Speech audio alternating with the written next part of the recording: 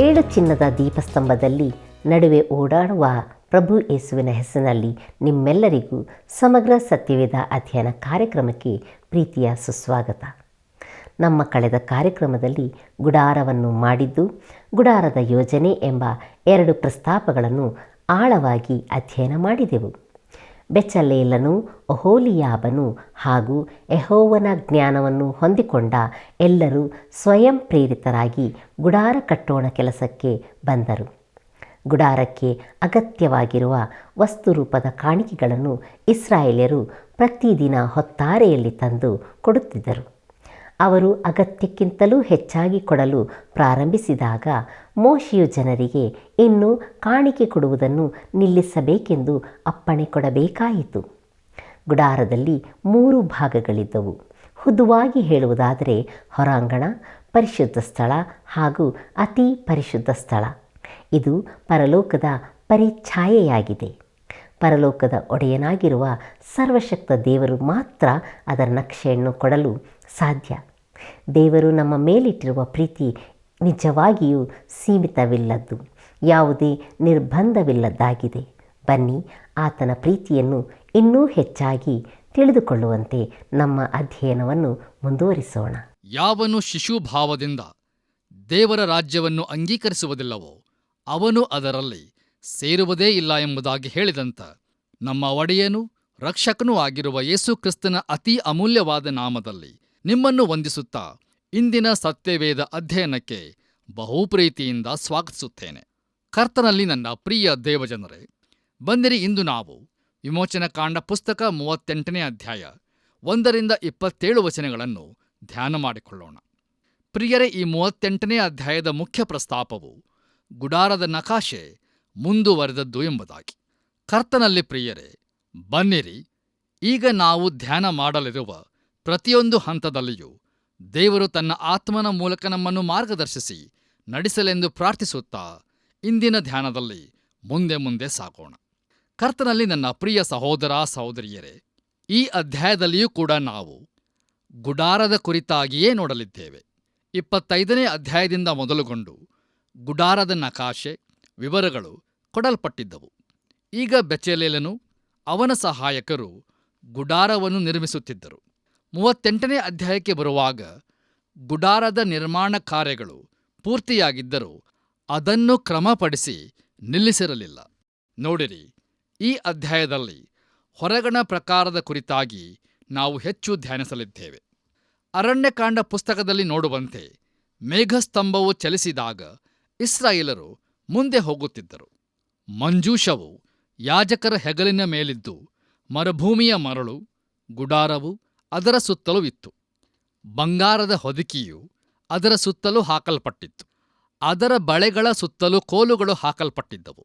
ನಾರುಮಡಿ, ಆಡಿನ ಚರ್ಮ ಕೆಂಪಾಗುವಂತೆ ಒಣಗಿಸಿದ್ದು, ಹೋತಗಳ ಚರ್ಮ ಮತ್ತು ಕಡಲ ಹಂದಿಯ ಚರ್ಮ ಇವೆಲ್ಲವೂ ಅದರ ಸಂರಕ್ಷಣೆಗಾಗಿ ಹಾಕಲ್ಪಟ್ಟಿದ್ದವು. ಪ್ರಿಯರೇ, ಆ ಗುಡಾರದ ಸೌಂದರ್ಯವನ್ನು ಒಳಗಿನಿಂದ ನೋಡಬೇಕಾಗಿತ್ತು. ಅದರಲ್ಲಿನ ಪ್ರತಿಯೊಂದು ವಸ್ತುವು ಆರಾಧನೆ, ಸ್ತುತಿ, ದೇವರ ಗೌರವ ಹಾಗೂ ಆತನಿಂದ ಬರುವ ಆಶೀರ್ವಾದ ಇವುಗಳನ್ನೇ ಸೂಚಿಸುತ್ತಿದ್ದವು. ನೋಡಿರಿ, ನಾರುಮಡಿಯ ಬೇಲಿಯಿಂದ ಸುತ್ತುವರಿಯಲ್ಪಟ್ಟ ಹೊರಗಣ ಅಂಗಳವು 100 ಮೊಳ ಉದ್ದವು 50 ಮೊಳ ಅಗಲವೂ ಇತ್ತು. ಅದರೊಳಗೆ ತಾಮ್ರದ ವೇದಿಯೂ ಬೋಗೋಣಿಯೂ ಇದ್ದವು. ಪ್ರಿಯರೇ, ಪಾಪದ ಕುರಿತಾದ ತೀರ್ಮಾನ ಇಲ್ಲಿ ಆಗುತ್ತಿತ್ತು. ಪಾಪಿಯು ಆ ದ್ವಾರದ ಬಳಿಗೆ ಬಂದು ನಿಲ್ಲುತ್ತಿದ್ದನು ಮತ್ತು ಯಾಜಕನು ಅವನನ್ನು ಹೊರಗಣ ಅಂಗಳದ ಒಳಕ್ಕೆ ಕರೆತರುತ್ತಿದ್ದನು. ತಾನು ತಂದ ಪ್ರಾಣಿ, ಅಂದರೆ ಕುರಿಮರಿ, ಆಡು ಇಲ್ಲವೇ ಹೋರಿಗಳ ತಲೆಯ ಮೇಲೆ ಆ ಪಾಪಿಯು ತನ್ನ ಬಲಗೈಯನ್ನು ಇಡುತ್ತಿದ್ದನು. ಬಳಿಕ ಆ ಪ್ರಾಣಿಯನ್ನು ವಧಿಸಿ ಯಾಜಕನು ಅದನ್ನು ವೇದಿಯ ಮೇಲೆ ಹೋಮವಾಗಿ ಅರ್ಪಿಸುತ್ತಿದ್ದನು. ಆ ವ್ಯಕ್ತಿಯು ಅಲ್ಲಿಯವರೆಗೆ ಮಾತ್ರ ಹೋಗಬಹುದಿತ್ತು. ಅಲ್ಲಿಂದ ಮುಂದಕ್ಕೆ ಪ್ರಿಯರೇ, ಯಾಜಕನೇ ಅವನನ್ನು ಪ್ರತಿನಿಧಿಸುತ್ತಿದ್ದನು. ಯಾಜಕನು ಪರಿಶುದ್ಧ ಸ್ಥಳಕ್ಕೆ ಹೋಗಲು ಸಾಧ್ಯವಾಗುವಂತೆ ಬೋಗೋಣಿಯಲ್ಲಿ ತೊಳೆದುಕೊಳ್ಳುತ್ತಿದ್ದನು. ಪ್ರಿಯರೇ, ದಯಮಾಡಿ ಗಮನಿಸಿರಿ, ಪರಿಶುದ್ಧ ಸ್ಥಳದೊಳಗೆ 3 ವಸ್ತುಗಳು ಇದ್ದವು: ಚಿನ್ನದ ದೀಪಸ್ತಂಭ, ನೈವೇದ್ಯ ರೊಟ್ಟಿಯ ಮೇಜು ಹಾಗೂ ಧೂಪವೇದಿ. ಇವೆಲ್ಲವೂ ಆರಾಧನೆಯನ್ನು ಸೂಚಿಸುತ್ತವೆ. ಬಳಿಕ ಪರಿಶುದ್ಧ ಸ್ಥಳಕ್ಕೂ ಮತ್ತು ಮಹಾಪರಿಶುದ್ಧ ಸ್ಥಳಕ್ಕೂ ನಡುವಣ ತೆರೆ ಇರುತ್ತದೆ. ಯಾಜಕನು ಇಲ್ಲಿಂದ ಮುಂದಕ್ಕೆ ಹೋಗಲು ಧೈರ್ಯ ಮಾಡುತ್ತಿರಲಿಲ್ಲ. ಒಡಂಬಡಿಕೆಯ ಮಂಜೂಷವು ಕೃಪಾಸನವು ಇರುವ ಮಹಾಪರಿಶುದ್ಧ ಸ್ಥಳಕ್ಕೆ ಯಾಜಕನು ಹೋಗುತ್ತಿರಲಿಲ್ಲ. ಯಾಕಂದರೆ ಮಹಾಯಾಜಕನು ಮಾತ್ರವೇ ಅದು ವರ್ಷಕ್ಕೆ ಒಂದೇ ಸಾರಿ ಜನರೆಲ್ಲರಿಗೋಸ್ಕರ ಅಲ್ಲಿ ಪ್ರವೇಶಿಸಬಹುದಿತ್ತು. ಬನ್ನಿರಿ ಪ್ರಿಯರೇ, ಈಗ ದಯಮಾಡಿ ನಿಮ್ಮ ಸತ್ಯವೇದದಲ್ಲಿ ವಿಮೋಚನಕಾಂಡ ಪುಸ್ತಕ 38ನೇ ಅಧ್ಯಾಯ 1ನೇ ವಚನವನ್ನು ನನ್ನೊಂದಿಗೆ ಗಮನಿಸಿರಿ. ಅಲ್ಲಿ ನಾವು ಹೀಗೆ ನೋಡುತ್ತೇವೆ: ಅವನು ಯಜ್ಞವೇದಿಯನ್ನು ಜಾಲಿಮರದಿಂದ ಮಾಡಿದನು. ಅದು 5 ಮೊಳ ಉದ್ದವಾಗಿಯೂ 5 ಮೊಳ ಅಗಲವಾಗಿಯೂ ಚಚ್ಚೌಕವಾಗಿತ್ತು. ಅದರ ಎತ್ತರ 3 ಮೊಳವಾಗಿತ್ತು ಎಂಬುದಾಗಿ. ಕರ್ತನಲ್ಲಿ ನನ್ನ ಪ್ರಿಯ ಆತ್ಮೀಯ ಬಂಧುಗಳೇ, ತಾಮ್ರದ ವೇದಿಯ ಮೇಲೆ ಯಜ್ಞದ ಪಶುವು ಅರ್ಪಿಸಲ್ಪಡುತ್ತಿತ್ತು. ಪಾಪಕ್ಕೆ ಇಲ್ಲಿಯೇ ತೀರ್ಪಾಗುತ್ತಿತ್ತು. ತಮ್ಮ ಪಾಪ ನಿವಾರಣೆಗಾಗಿ ವ್ಯಕ್ತಿಯಾಗಲಿ ಜನಾಂಗವಾಗಲಿ ಈ ಸ್ಥಳಕ್ಕೆ ಬರಬೇಕಾಗಿತ್ತು. ನೋಡಿರಿ, ಈ ಯಜ್ಞವೇದಿ ಕಟ್ಟಲ್ಪಟ್ಟ ನಂತರ ಬೇರಾವ ಯಜ್ಞವೇದಿಯೂ ಇರಬಾರದಾಗಿತ್ತು. ಕರ್ತನಲ್ಲಿ ಪ್ರಿಯರೇ, ದೇವರ ಬಳಿಗೆ ಹೋಗಲು ಇದೊಂದೇ ಮಾರ್ಗವಾಗಿತ್ತು. ಬೇರೆಲ್ಲಿಯಾದರೂ ಯಾವ ಯಜ್ಞವೇದಿಯಾದರೂ ಕಟ್ಟಲ್ಪಟ್ಟರೆ ಅದು ದೇವದೂಷಣೆಯಾಗುತ್ತಿತ್ತು. ನೋಡಿರಿ, ಅದು ಪಾಪ ನಿವಾರಣೆ ಸ್ಥಳವಾದದ್ದರಿಂದ ಅದು ಬಹು ಪ್ರಾಮುಖ್ಯವಾದಂಥ ಸ್ಥಳದಲ್ಲಿತ್ತು. ಈ ತಾಮ್ರದ ವೇದಿಯ ಬಳಿಗೆ ಬಾರದೆ ಯಾವ ಆರಾಧನೆಯಾಗಲಿ ಮತ್ತು ಆಶೀರ್ವಾದವಾಗಲಿ ಇರುತ್ತಿರಲಿಲ್ಲ. ಕರ್ತನಲ್ಲಿ ನನ್ನ ಪ್ರಿಯ ಆತ್ಮೀಯ ಸ್ನೇಹಿತರೆ, ವೇದಿಯ ಕೊಂಬುಗಳು ಶಕ್ತಿಯ ಸೂಚಕವಾಗಿದ್ದವು. ಯೇಸುಕ್ರಿಸ್ತನು ರಕ್ಷಿಸುವ ಸಾಮರ್ಥ್ಯವನ್ನು ಈ ವೇದಿಯ ಬಳಿಗೆ ಬರುವ ಹಾಗೂ ಅದನ್ನು ನೋಡಿಕೊಳ್ಳುವ ವಿಚಾರದಲ್ಲಿ ಅನೇಕ ಕಟ್ಟಳೆಗಳು ಕೊಡಲ್ಪಟ್ಟಿದ್ದವು. ನಿರ್ದಿಷ್ಟವಾದಂಥ ಪಾತ್ರೆಗಳು, ಹರಿವಾಣಗಳು ಅಥವಾ ಬಾಣಲೆಗಳು, ಕೊಂಡಿಗಳು, ಬಳೆಗಳು ಇತ್ಯಾದಿ ಇರಬೇಕಾಗಿತ್ತು. ಅಷ್ಟೇ ಅಲ್ಲದೆ ಬಹು ಪ್ರಾಮುಖ್ಯವಾಗಿ ನೆನಪಿನಲ್ಲಿ ಇಡಬೇಕಾದಂಥ ಸಂಗತಿ ಯಾವುದೆಂದರೆ ಅದು ಪಾಪದ ಸಮಸ್ಯೆಯನ್ನು ವ್ಯವಹರಿಸುವ ಕಾರ್ಯದ ಸ್ಥಳವಾಗಿತ್ತು. ನಮ್ಮ ಧ್ಯಾನವನ್ನು ಮುಂದುವರಿಸಿ ನಾವು ವಿಮೋಚನಕಾಂಡ ಪುಸ್ತಕ 38ನೇ ಅಧ್ಯಾಯ 8ನೇ ವಚನವನ್ನು ಓದುವಾಗ ಅಲ್ಲಿ ಹೀಗೆ ನೋಡುತ್ತೇವೆ: ದೇವದರ್ಶನದ ಗುಡಾರದ ಬಾಗಲಲ್ಲಿ ಸೇವೆ ಮಾಡುತ್ತಿದ್ದ ಸ್ತ್ರೀಯರು ಕೊಟ್ಟ ತಾಮ್ರದ ದರ್ಪಣಗಳಿಂದ ಗಂಗಾಳವನ್ನು ಅದರ ಪೀಠವನ್ನು ಮಾಡಿದನು ಎಂಬುದಾಗಿ. ಕರ್ತನಲ್ಲಿ ಪ್ರಿಯರೇ, ಇಲ್ಲಿ ತಿಳಿಸಲ್ಪಟ್ಟ ದರ್ಪಣಗಳು ತಾಮ್ರದವುಗಳಾಗಿದ್ದವು ಮತ್ತು ಬಹು ನಯವಾಗಿ ಹೊಳಪು ನೀಡಲ್ಪಟ್ಟಿದ್ದವು. ಪ್ರಿಯರೇ, ಆ ದಿನಗಳಲ್ಲಿಯೂ ಸಹ ಸ್ತ್ರೀಯರು ಈಗಿನವರಂತೆಯೇ ಇದ್ದರು. ಅವರು ದರ್ಪಣಗಳನ್ನು, ಅಂದರೆ ಕನ್ನಡಿಗಳನ್ನು ತಮ್ಮೊಂದಿಗೆ ಕೊಂಡೊಯ್ಯುತ್ತಿದ್ದರು. ಈ ದರ್ಪಣಗಳಿಂದ ಗಂಗಾಳವನ್ನು ಮಾಡಲಾಗಿತ್ತು. ಕರ್ತನಲ್ಲಿ ಪ್ರಿಯರೇ, ದಯಮಾಡಿ ಗಮನಿಸಿರಿ, ದರ್ಪಣವು ಅಂದರೆ ಕನ್ನಡಿಯು ದೇವರ ವಾಕ್ಯಕ್ಕೆ ಸೂಚನೆಯಾಗಿದೆ. ಒಬ್ಬ ವಿಶ್ವಾಸಿಗೆ ಅವನ ಕೊಳೆಯ ಕುರಿತಾಗಿ ಈ ದೇವರ ವಾಕ್ಯವೇ ತಿಳಿಸುವಂಥದ್ದಾಗಿದೆ. ಬೋಗೋಣಿಯು ತೊಳೆಯುವುದಕ್ಕಾಗಿ ಅಲ್ಲಿ ಇಡಲ್ಪಟ್ಟಿತ್ತು. ಪ್ರಿಯರೇ, ನಮ್ಮ ಸ್ನಾನದ ಕೋಣೆಗಳಲ್ಲಿಯೂ ಇದು ಇರುತ್ತದೆ. ನೋಡಿರಿ, ನಮ್ಮಲ್ಲಿಯೂ ಒಂದು ಕನ್ನಡಿ ಇದ್ದು ಅದರ ತಳಭಾಗದಲ್ಲಿ ಬೋಗೋಣಿ ಇರುತ್ತದೆ. ಪ್ರಿಯರೇ, ಕನ್ನಡಿಯು ಕೊಳೆಯನ್ನು ತೊಳೆಯುವುದಿಲ್ಲ. ಅದರಂತೆಯೇ ನ್ಯಾಯ ಕಟ್ಟಳೆಗಳು ನಮ್ಮನ್ನು ರಕ್ಷಿಸುವುದಿಲ್ಲ. ನಾವು ಕನ್ನಡಿಗೆ ಎಷ್ಟು ತಿಕ್ಕಿಕೊಂಡರೂ ನಮ್ಮ ಕೊಳೆಯು ಹಾಗೆಯೇ ಇರುತ್ತದೆ. ಕರ್ತನಲ್ಲಿ ಪ್ರಿಯರೇ, ದಯಮಾಡಿ ಗಮನಿಸಿರಿ, ಕ್ರಿಸ್ತೇಸು ನಿಜ ತೀರ್ಥವು. ಈ ತೀರ್ಥದೊಳಗೆ ಪಾಪಾತ್ಮ ತೊಳಕೊಳ್ಳಲು ಶುದ್ಧತ್ವವಾಗುತ್ತದೆ ಎಂಬುದು ಬರೀ ಸಂಗೀತವಾಗಿರುವುದಿಲ್ಲ, ಅದು ವಿಶ್ವಾಸಿಗಳೆಲ್ಲರ ಅನುಭವವಾಗಿರುತ್ತದೆ. ದಯಮಾಡಿ ಆಲೋಚಿಸಿ ನೋಡಿರಿ. ನಮ್ಮ ಧ್ಯಾನವನ್ನು ಮುಂದುವರಿಸಿ ನಾವು ವಿಮೋಚನಕಾಂಡ ಪುಸ್ತಕ 38ನೇ ಅಧ್ಯಾಯ 9ರಿಂದ 11 ವಚನಗಳನ್ನು ಓದುವಾಗ ಅಲ್ಲಿ ಹೀಗೆ ಬರೆದದೆ: ಗುಡಾರಕ್ಕೆ ಅಂಗಳವನ್ನು ಮಾಡಿದನು. ಆ ಅಂಗಳದ ತೆಂಕಣ ಕಡೆಯಲ್ಲಿ ಇದ್ದ ತೆರೆಗಳು ಹುರಿನಾರಿನ ಬಟ್ಟೆಯಿಂದ ಉಂಟಾಗಿ 100 ಮೊಳ ಉದ್ದವಾಗಿದ್ದವು. ಆ ಕಡೆಯಲ್ಲಿ 20 ಕಂಬಗಳು, ಅವುಗಳಿಗೆ 20 ತಾಮ್ರದ ಗದ್ದಿಗೆ ಕಲ್ಲುಗಳು ಇದ್ದವು. ಕಂಬಗಳ ಕೊಂಡಿಗಳು, ಕಟ್ಟುಗಳು ಬೆಳ್ಳಿಯವು. ಉತ್ತರ ಕಡೆಯಲ್ಲಿಯೂ 100 ಮೊಳ ಉದ್ದವಾದ ತೆರೆಗಳು, 20 ಕಂಬಗಳು, 20 ತಾಮ್ರದ ಗದ್ದಿಗೆ ಕಲ್ಲುಗಳು ಇದ್ದವು. ಕಂಬಗಳ ಕೊಂಡಿಗಳು, ಕಟ್ಟುಗಳು ಬೆಳ್ಳಿಯವು ಎಂಬುದಾಗಿ.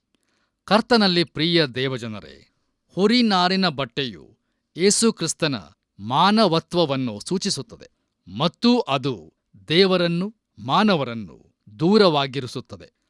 ಹೌದು ಪ್ರಿಯರೇ, ಯೇಸುಕ್ರಿಸ್ತನ ಮಾನವೀಯತೆಯನ್ನು ಸೂಚಿಸುವ ಆ ನಾರುಮಡಿಯ ಆವರಣವು ಮಾನವನನ್ನು ದೇವರಿಂದ ದೂರವಿರಿಸುತ್ತದೆ. ನೋಡಿರಿ, ಯೇಸುಕ್ರಿಸ್ತನ ಜೀವಿತವು ನಮ್ಮನ್ನು ರಕ್ಷಿಸುವುದಿಲ್ಲ, ಅದು ನಮ್ಮನ್ನು ಖಂಡಿಸುತ್ತದೆ. ಮತ್ತು ಯೇಸುಕ್ರಿಸ್ತನ ಬೋಧನೆಗಳು ನಮ್ಮನ್ನು ರಕ್ಷಿಸಲಾರವು. ಆದರೆ ಯೇಸುಕ್ರಿಸ್ತನ ಮರಣವು ನಮ್ಮನ್ನು ರಕ್ಷಿಸುತ್ತದೆ. ಆದ್ದರಿಂದ ತಾಮ್ರದ ವೇದಿಯು ಅಲ್ಲಿ ಇರಿಸಲ್ಪಟ್ಟಿದೆ. ಬಿಳಿ ನಾರುಮಡಿಯ ಆವರಣವು ದೇವರಿಂದ ಮಾನವನನ್ನು, ಮಾನವನಿಂದ ದೇವರನ್ನು ಪ್ರತ್ಯೇಕಿಸುತ್ತವೆ. ಆ ಗುಡಾರದ ಕೊಂಡಿಗಳು ಬೆಳ್ಳಿಯದಾಗಿದ್ದರೂ ಆವರಣದ ಕೊಂಡಿಗಳು ತಾಮ್ರದವುಗಳಾಗಿದ್ದವು. ಪ್ರಿಯರೇ, ನಾವು ಈಗಾಗಲೇ ಧ್ಯಾನಿಸಿದಂತೆ ತಾಮ್ರವು ನ್ಯಾಯ ತೀರ್ಪಿನ ಸೂಚನೆಯಾಗಿದೆ.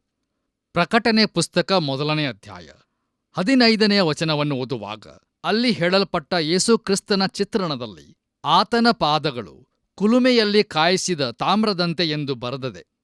ಹೌದು ಪ್ರಿಯರೇ, ಪಾಪಕ್ಕೆ ನ್ಯಾಯ ತೀರ್ಪು ಆಗಲೇಬೇಕಾಗಿದೆ. ಪ್ರತಿಯೊಬ್ಬ ಮಾನವನು ತಾನು ಪಾಪಿ ಎಂಬುದನ್ನು ತಿಳಿದುಕೊಳ್ಳಲೇಬೇಕು ಮತ್ತು ಅವನ ಪಾಪ ಪರಿಹಾರವಾಗದ ಹೊರತು ಅವನು ದೇವರ ಸನ್ನಿಧಾನಕ್ಕೆ ಬರಲಾಗದು. ದಯಮಾಡಿ ಆಲೋಚಿಸಿ ನೋಡಿರಿ. ಕರ್ತನಲ್ಲಿ ಪ್ರಿಯರೇ, ದಯಮಾಡಿ ಗಮನಿಸಿರಿ. ಕಂಬದ ಕೊಂಡಿಗಳು, ಬಳೆಗಳು ಬೆಳ್ಳಿಯವುಗಳಾಗಿದ್ದವು. ನೋಡಿರಿ, ಬೆಳ್ಳಿಯು ವಿಮೋಚನೆಯ ಸಂಕೇತವಾಗಿದೆ. ಹೊರಗಣ ಅಂಗಳದ ಬೇಲಿಯು ಮಾನವನನ್ನು ಹೊರಗೆ ಇಡುತ್ತದೆ. ಆದರೆ ಅವನು ಒಳಗೆ ಪ್ರವೇಶಿಸುವುದಕ್ಕೆ ದೇವರು ಒಂದು ಮಾರ್ಗವನ್ನು ಮಾಡಿದನು. ಪಾಪಕ್ಕೆ ದಂಡನೆಯಾಗುವುದಕ್ಕೆ ಮತ್ತು ಮಾನವನಿಗೆ ವಿಮೋಚನೆಯಾಗುವುದಕ್ಕೆ ಆತನು ಒಂದು ಮಾರ್ಗವನ್ನು ಕಂಡುಕೊಂಡನು. ಈ ಮೂಲಕವಾಗಿ ಮಾನವನಿಗೆ ಯೇಸುಕ್ರಿಸ್ತನ ನೀತಿಯ ಹೊದಿಕೆಯು ದೊರಕಿತು. ಪ್ರಿಯರೇ, ಇದು ಎಂಥ ಚಿತ್ರಣವಾಗಿದೆಯಲ್ಲವೇ? ಈ ಗುಡಾರವನ್ನು ನೋಡಿದರೆ ಸುವಾರ್ತೆಯ ಚಿತ್ರಣವು ನಮಗೆ ದೊರಕುತ್ತದೆ. ಹೌದು ಪ್ರಿಯರೇ, ದೇವರು ನಮಗೆ ಅದನ್ನು ಸಾಂಕೇತಿಕ ರೂಪದಲ್ಲಿ ಕೊಟ್ಟಿದ್ದಾನೆ. ಆತನ ನಾಮಕ್ಕೆ ಸ್ತೋತ್ರವಾಗಲಿ. ನೋಡಿರಿ, ಅಂಗಳವನ್ನು ಪ್ರವೇಶಿಸಲು ಒಂದು ದ್ವಾರವಿತ್ತು.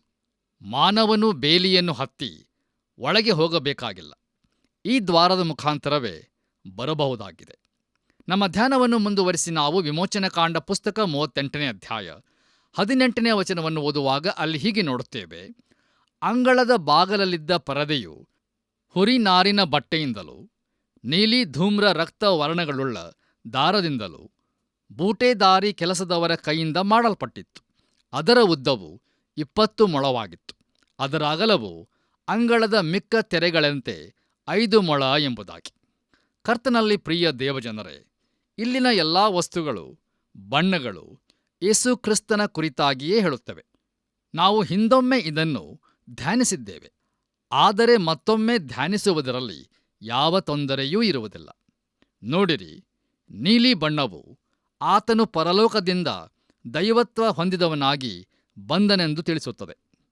ರಕ್ತವರ್ಣವು ಆತನ ಮಾನವತ್ವವನ್ನು, ಆತನು ಮಾನವರಿಗಾಗಿ ಸುರಿಸಿದ ರಕ್ತವನ್ನು ಸೂಚಿಸುತ್ತದೆ. ನೀಲಿ ಹಾಗೂ ರಕ್ತವರ್ಣಗಳು ಒಟ್ಟಾಗಿ ನೇರಳೆ ಬಣ್ಣವಾಗಿರುತ್ತವೆ. ಇದು ಆತನ ರಾಜತ್ವವನ್ನು ತಿಳಿಸುತ್ತದೆ. ಹೌದು, ಆತನು ಯಹೂದ್ಯರ ಅರಸನಾಗಿ ಹುಟ್ಟಿದವನು. ಕರ್ತನಲ್ಲಿ ಪ್ರಿಯರೇ, ಪ್ರವೇಶ ದ್ವಾರವು ಹೊರಗಣ ಬೇಲಿಯಷ್ಟೇ ಎತ್ತರವಿತ್ತು. ಅದು ಸುಮಾರು 7.5 ಅಡಿ ಎತ್ತರವಿದ್ದು ಅತಿ ಎತ್ತರದವರೆಗೂ ಅದರ ಮೇಲಿನಿಂದ ಇಣಿಕಿ ನೋಡುವುದು ಅಸಾಧ್ಯವಾಗಿತ್ತು. ಈ ದ್ವಾರದ ಮೂಲಕವಲ್ಲದೆ ಒಳಗೆ ಪ್ರವೇಶಿಸುವುದಕ್ಕೆ ಬೇರಾವ ಮಾರ್ಗವೂ ಇರಲಿಲ್ಲ. ಅದು ಯಾವ ಪಾಪಿಯೂ ಒಳ ಪ್ರವೇಶಿಸುವಷ್ಟು ಅಗಲವಾಗಿತ್ತು. ಆದರೆ ಪ್ರವೇಶಕ್ಕೆ ಅದೊಂದೇ ಮಾರ್ಗವಾಗಿತ್ತು. ಯೇಸುಕ್ರಿಸ್ತನು ತಾನೇ ಹೀಗೆ ಹೇಳಿದ್ದಾನೆ, ನಾನೇ ಮಾರ್ಗವು, ಸತ್ಯವೂ ಜೀವವೂ ಆಗಿದ್ದೇನೆ ಎಂಬುದಾಗಿ. ಈ ಹೊರಗಣ ಅಂಗಳದ ಪ್ರವೇಶ ದ್ವಾರವನ್ನು ನಿಜವಾದ ಮಾರ್ಗವೆಂದು ನಾವು ತಿಳಿಯಬೇಕು. ಕರ್ತನಲ್ಲಿ ಪ್ರಿಯ ದೇವಜನರೇ, ದಯಮಾಡಿ ಗಮನಿಸಿರಿ. ದೇವರ ಸನ್ನಿಧಿಗೆ ಬರಲು ಇರುವ 3 ದ್ವಾರಗಳಲ್ಲಿ ಮುಂದಿನದು ಪರಿಶುದ್ಧ ಮಾರ್ಗದ ದ್ವಾರ. ಇದನ್ನು ನಾನು ಸತ್ಯವೆಂದು ತಿಳಿಯ ಬಯಸುತ್ತೇನೆ. ನೋಡಿರಿ, ನಾವು ದೇವರನ್ನು ಆರಾಧಿಸಬೇಕಾದರೆ ಆತ್ಮದಿಂದಲೂ ಸತ್ಯದಿಂದಲೂ ಆರಾಧಿಸಬೇಕೆಂದು ಯೇಸುಕ್ರಿಸ್ತನು ತಾನೇ ಹೇಳಿದ್ದಾನೆ. ಆದರೆ ಯೇಸುಕ್ರಿಸ್ತನು ಯಾರು ಎಂಬುದನ್ನು, ಆತನು ಮಾಡಿದವುಗಳನ್ನು ಒಪ್ಪಿಕೊಳ್ಳದ ಸಭೆಯ ಆರಾಧನೆಯು ಆರಾಧನೆಯೇ ಅಲ್ಲ. ಈ ನನ್ನ ಮಾತು ನಿಮಗೆ ಕಠಿಣವಾಗಿ ಕಂಡಿತು. ಪ್ರಿಯರೇ, ನಾವು ಆತನನ್ನು ಸತ್ಯದಿಂದ ಆರಾಧಿಸಬೇಕು.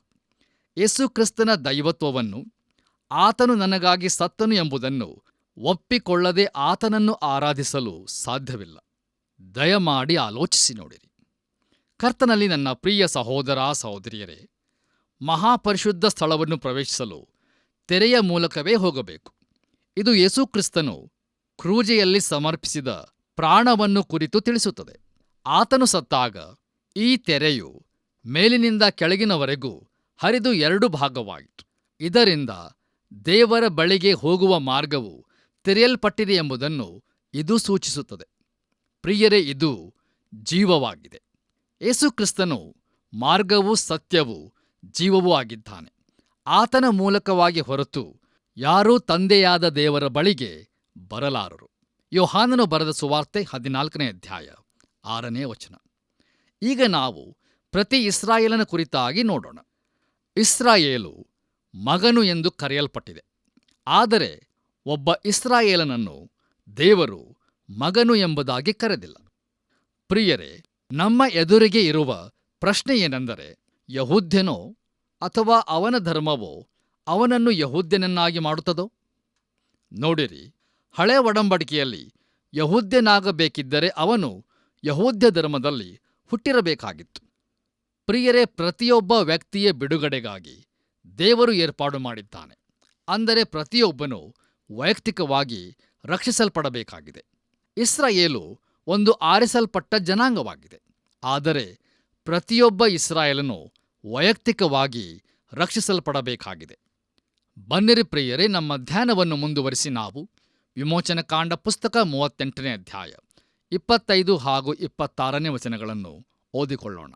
ಅಲ್ಲಿ ಹೀಗೆ ಬರೆದದೆ: ಲೆಕ್ಕಿಸಲ್ಪಟ್ಟವರಲ್ಲಿ 20 ವರ್ಷದವರು, ಹೆಚ್ಚಿನ ವಯಸ್ಸುಳ್ಳವರು ದೇವರ ಸೇವೆಗೆ ನೇಮಕವಾದ ರೂಪಾಯಿಯ ಮೇರೆಗೆ ಒಂದೊಂದು ಬೇಕಾ, ಅಂದರೆ ಅರ್ಧ ರೂಪಾಯಿಯ ಕಪ್ಪವನ್ನು ಕೊಡಬೇಕಾದದರಿಂದ ಸಮೂಹದಲ್ಲಿ ಲೆಕ್ಕಿಸಲ್ಪಟ್ಟ 6,03,550 ಮಂದಿಯಿಂದ ವಸೂಲಾದದ್ದು 100 ತಲಾಂತು 1,775 ಶೇಕೆಲ್ ಎಂಬುದಾಗಿ. ಕರ್ತನಲ್ಲಿ ನನ್ನ ಪ್ರಿಯ ಆತ್ಮೀಯ ಬಂಧುಗಳೇ, ಯಹೂದ್ಯರು ಬೆಳ್ಳಿಯನ್ನು ಕಾಣಿಕೆಯಾಗಿ ಸಮರ್ಪಿಸಿದರು. ಹೌದು, ಬೆಳ್ಳಿಯು ವಿಮೋಚನೆಯ ಲೋಹವಾಗಿದೆ.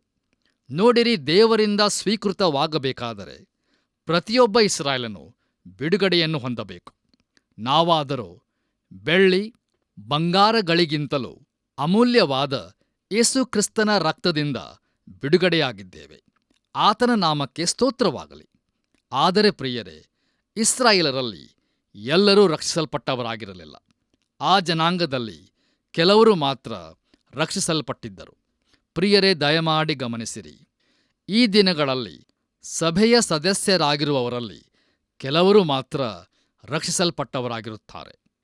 ಹೌದು ಪ್ರಿಯರೇ, ಈ ದಿನಗಳಲ್ಲಿ ಸಭೆಯ ಸದಸ್ಯರಾಗಿರುವುದೆಂದರೆ ಅದೊಂದು ವಿಶೇಷವಲ್ಲ. ಆದರೆ ವಿಶೇಷವಾದದ್ದು ಏನೆಂದರೆ ನಾವು ಬಿಡುಗಡೆ ಹೊಂದಿದವರಾಗಿರಬೇಕು. ಅದರಂತೆಯೇ ಪ್ರಿಯರೇ, ಇಸ್ರಾಯೇಲರೆಲ್ಲರೂ ಬಿಡುಗಡೆ ಹೊಂದಿದವರಾಗಬೇಕಿತ್ತು. ದಯಮಾಡಿ ಆಲೋಚಿಸಿ ನೋಡಿರಿ. ಬನ್ನಿರಿ ಪ್ರಿಯರೇ, ನಮ್ಮ ಇಂದಿನ ಧ್ಯಾನವನ್ನು ಮುಕ್ತಾಯಗೊಳಿಸುವ ಹಾಗೆ ಕೊನೆಯದಾಗಿ ನಾವು ವಿಮೋಚನಕಾಂಡ ಪುಸ್ತಕ 38ನೇ ಅಧ್ಯಾಯ 27ನೇ ವಚನವನ್ನು ಓದಿಕೊಳ್ಳೋಣ. ಅಲ್ಲಿ ನಾವು ಹೀಗೆ ನೋಡುತ್ತೇವೆ: ದೇವ ಮಂದಿರದ ಗದ್ದಿಗೆ ಕಲ್ಲುಗಳನ್ನು, ತೆರೆಯ ಕಂಬಗಳ ಗದ್ದಿಗೆ ಕಲ್ಲುಗಳನ್ನು ಎರಕ ಹೊಯ್ಯುವುದರಲ್ಲಿ ಒಂದೊಂದು ಗದ್ದಿಗೆ ಕಲ್ಲಿಗೆ 1 ತಲಾಂತಿನ ಮೇರೆಗೆ 100 ತಲಾಂತು ಬೆಳ್ಳಿಯು ಉಪಯೋಗವಾಯಿತು ಎಂಬುದಾಗಿ. ಕರ್ತನಲ್ಲಿ ನನ್ನ ಪ್ರಿಯ ಸಹೋದರ ಸಹೋದರಿಯರೇ, ಗದ್ದಿಗೆಗಳನ್ನು ಬಿಡುಗಡೆಯ ಹಣದಿಂದ ಮಾಡಲಾಗಿತ್ತು. ನೋಡಿರಿ, ನಿಜವಾದ ಗುಡಾರವನ್ನು ಇಲ್ಲಿ ಇಡಲಾಗಿತ್ತು. ಅದನ್ನು ಬೆಳ್ಳಿಯ ಮೇಲೆ ಇರಿಸಲಾಗಿತ್ತು. ಹೌದು ಪ್ರಿಯರೇ, ಅದು ಬಿಡುಗಡೆಯ ಮೇಲೆ ಆಧಾರಿತವಾಗಿತ್ತು. ಕ್ರಿಸ್ತ ಯೇಸುವಿನಲ್ಲಿರುವ ಬಿಡುಗಡೆಯನ್ನು ಪ್ರತಿಯೊಬ್ಬ ಕ್ರೈಸ್ತನೂ ವೈಯಕ್ತಿಕವಾಗಿ ಹೊಂದಬೇಕಾಗಿತ್ತು. ಅದಕ್ಕಾಗಿ ಬಿಡುಗಡೆಯ ಬೆಲೆಯನ್ನು ತೆರಬೇಕಾಗಿತ್ತು. ಹಾಗಾದರೆ ಪ್ರಿಯರೇ, ಆ ಬೆಲೆ ಯಾವುದು? ಅದು ಬೆಳ್ಳಿ ಅಥವಾ ಬಂಗಾರವಲ್ಲ, ಆದರೆ ಅದು ಅಮೂಲ್ಯವಾದ ಯೇಸು ಕ್ರಿಸ್ತನ ರಕ್ತದಿಂದಲೇ.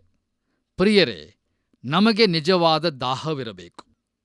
ಜೀವದ ನೀರನ್ನು ಕುಡಿಯಲು ನಮಗೆ ಮನಸ್ಸಿದೆಯೋ? ನಮ್ಮನ್ನು ನಾವು ಈ ಸಮಯದಲ್ಲಿ ಪರೀಕ್ಷಿಸಿಕೊಳ್ಳೋಣ. ಅದು ಉಚಿತವಾಗಿದೆ. ಹೌದು, ರಕ್ಷಣೆಯು ಉಚಿತವಾದದ್ದು. ಆದರೆ ಅದು ಅಗ್ಗವಾದದ್ದಲ್ಲ. ಯಾಕಂದರೆ ದೇವರು ಅದಕ್ಕಾಗಿ ಸರ್ವಸ್ವವನ್ನೂ ಕೊಡಬೇಕಾಯಿತು. ಹೌದು ಪ್ರಿಯರೇ, ಪಾಪದ ಬೆಲೆಯನ್ನು ತೆರುವುದಕ್ಕಾಗಿ ಆತನು ತನ್ನ ಒಬ್ಬನೇ ಮಗನನ್ನು ಕ್ರೂಜೆಯಲ್ಲಿ ಸಾಯುವುದಕ್ಕಾಗಿ ಒಪ್ಪಿಸಿಕೊಟ್ಟನು ಮತ್ತು ಆತನ ರಕ್ತದಿಂದ ನಮಗೆ ಬಿಡುಗಡೆಯಾಯಿತು. ಆತನ ನಾಮಕ್ಕೆ ಸ್ತೋತ್ರವಾಗಲಿ. ಕರ್ತನಲ್ಲಿ ಪ್ರಿಯರೇ, ಅರಣ್ಯ ಮಾರ್ಗದಲ್ಲಿ ಇಸ್ರಾಯೇಲರು ಒತ್ತಾಯದಿಂದ ಬಿಡುಗಡೆ ಮಾಡಲ್ಪಟ್ಟರು.